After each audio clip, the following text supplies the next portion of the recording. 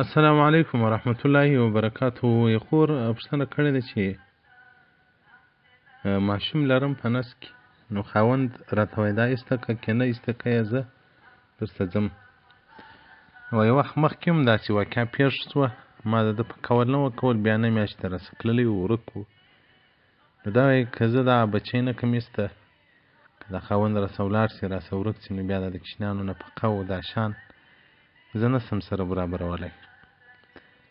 نو زه اوس څه وکړم؟ محترمه فقهای کرام وایي اسقاط الحمل د هغه بچی ضایع کول په هغه صورت کې چې د دې بچي تخلیق نه وي سوی، د 2 میاشتې وي یا د 3 میاشتې وي، بیا په وخت کې د ضرورت روا دی.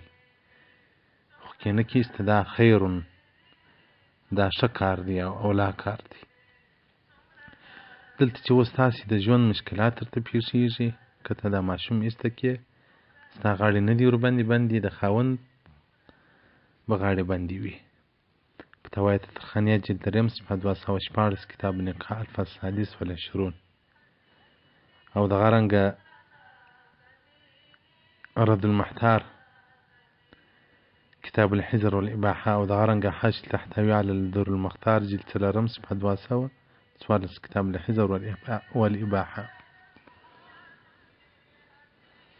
او که د ماشوم خلقت په نس کې سوی وي، اندامونه ورکول سوي، نو بیا یې مه ایسته کوه.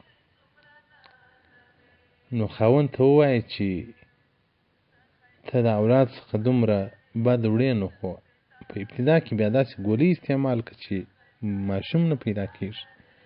ته وار کار خراب کړي بیا نو ضایع کوې.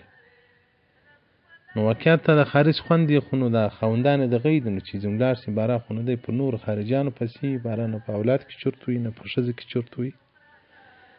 الله دې رحم وکړي. نو د خارج خلک ډېر د دې ښځو سره بې پروا دي، ډېر لااباله دي.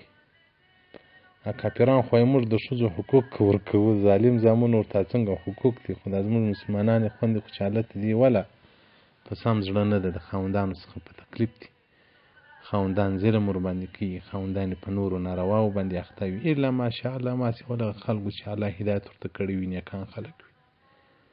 نو محترمه ستا دا عذر دی، دا عذر په خاطر کې ایسته کې څه مشکل به نه وي.